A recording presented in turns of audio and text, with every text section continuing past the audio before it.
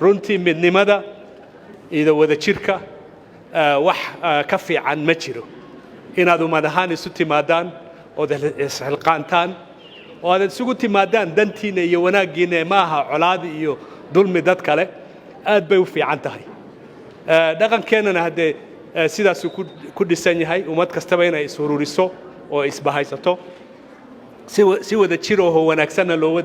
wada yimaado oo wax loo wada qabsado danta guudna laga shaqeeyo horumarka iyo iskaashigana wax laga qabto tan kaleete ee talada aan markaad midowdaanna awood baad u yeelan kartaan aad markaasi aad ugu tartantaan nafiska siyaasadeed suuqa siyaasadeed ee markaa jira the political market oo lagu tartamayo laakiinse hadduu qof shakhsi yahay waxban keligii ma qabsan karo laakiin marka aad block ahaan u timaadaan runtii wax ka qiimo badan kana wanaagsan ma jiraan oo aad dantiina iyo horumarkiinana aad u dagaalami kartaan marka waan idinku tahniyadaynayaa hambalyo aad iyo aad baan ugu faraxsanahay inaan arko fadhi balaaran oo beeshan ka tirsan aad iyo aad ayay farxad iigu tahay inaan idin kala soo qayb galo shirkani maanta waxaan aad iyo aad ugu mahadnaqayaa Mheshimiwa Nasri iyo odayaasha familka Geri Kombe oo igu casuumay xafladani maanta ka koowaad inaan aad iyo aad u dabaraaco hadalka walaalkeena Faysal u dhahay familkani ama Geri Kombe oo maanta meeshan isugu imaaday waa sleeping giant famil aad iyo aad u baaxad weyn oo runtii weyn wajiga South markii la dhaho aanan laga badnayn waayo family idan ka badan ma jiro runtii laakiin wixii isku keen xiri lahaa ama isku keen keeni lahaa ayaa maqnaa hadda ka hor haddana waxaan aad iyo aad ugu faraxsanahay in qofkii la helay oo ay tahay Mheshimiwa Nasri Sahal walaasheen oo meeshan taagan Mheshimiwa Nasri Sahal waa nominated MP laakiin wax badan ayay gashaa wax badanna way goysaa aniga wajiga South markii la dhaho leadership jire dagaal yar oo sidaan xafiiska ku imaado kulli waad ogsoontihiin iyo iska jiray the number 1 supporter oo garabka iyo bay ahayd aad iyo aad ayaan ugu mahadnaqayaa marka maadaama qofkii la helay familkana sidaan sheegnay tiradiisa uu aad u fara badan yahay hadda ka dambe de wax leadership idan ka sheegayo idan ka reebayo ayaa ban garanayninba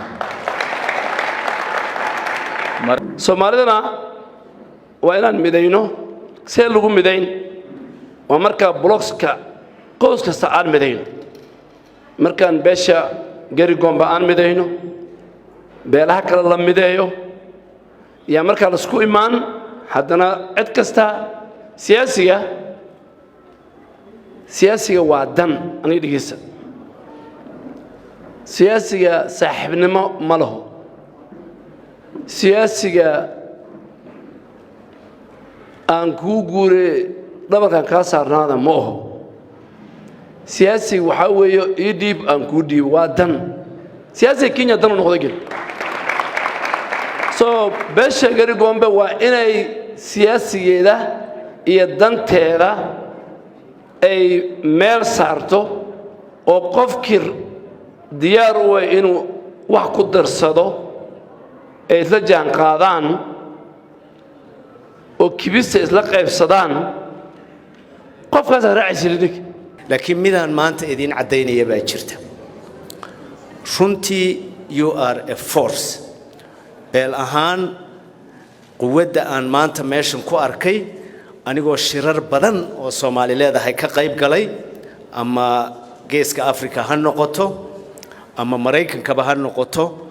maanta waxa aan la kulmay waxaan idin xaqiijinayaa in aad tihiin bulsho dhaqan bulsho runtii quwad leh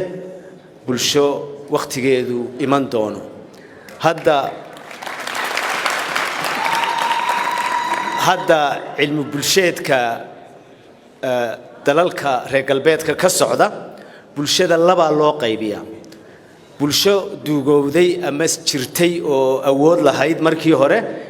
iyo bulsho hadda soo baxaysa the emergent community I think gabadhii walaashay ee gabiga akhriyeysay meelo waxaa la mid ah bay ka taabatay Soomaali guud ahaan gaar ahaan dadka warjeer isku bahaystay marka la eego nidaamka Kenya waxaa tihiin an emerging shining community